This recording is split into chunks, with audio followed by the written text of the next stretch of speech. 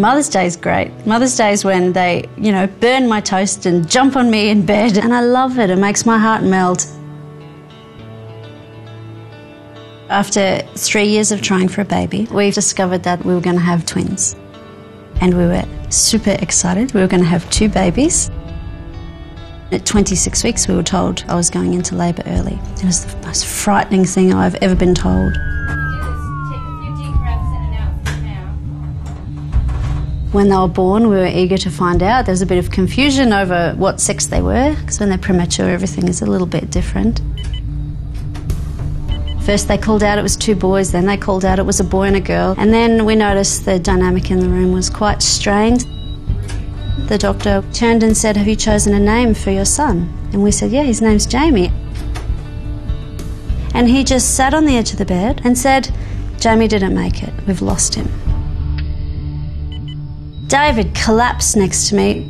I just grabbed the baby from the doctor and unwrapped him, and I ordered David to get his clothes off and get into bed with me because I wanted as much body heat around this baby as possible because he was cold and I wanted him to be warm and alive.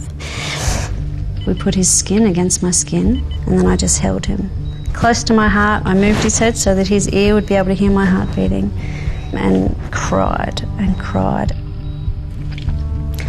So we told him that he had a sister and that her name was Emily and that she was going to be okay and that he needed to look out for her.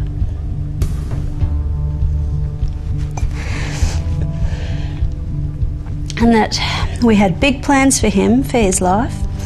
We made a lot of promises, which we're happy to keep. And we described all of his extended family to him. So we're bawling our eyes out and holding him. And then he started to move. And we thought, what? What's happening? And so we rang for the midwives to come back. And we said, look, he's moving. He's breathing. And they said, he's dying. You need to say goodbye. And we never let go of him. His skin was against mine for the entire time. And then he opened his eyes and he grabbed David's finger, and his tiny fingers only just covered the tip of David's finger, and he held on and he laid his head back down on my chest and stared at his dad.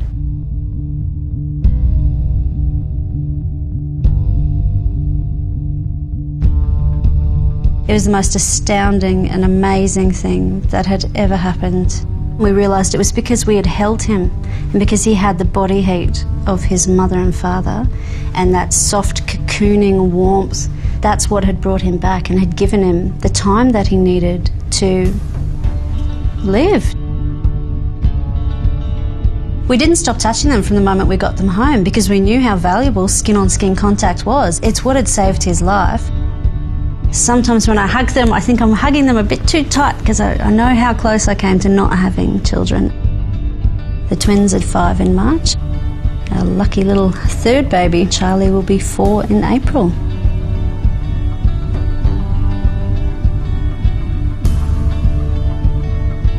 The good stuff is when they repeat gestures back to you that you use with them. So sometimes they'll sit next to me and they'll just start patting my back, or someone will stroke my hair. And I'm just thinking, this is bliss, I'm so lucky.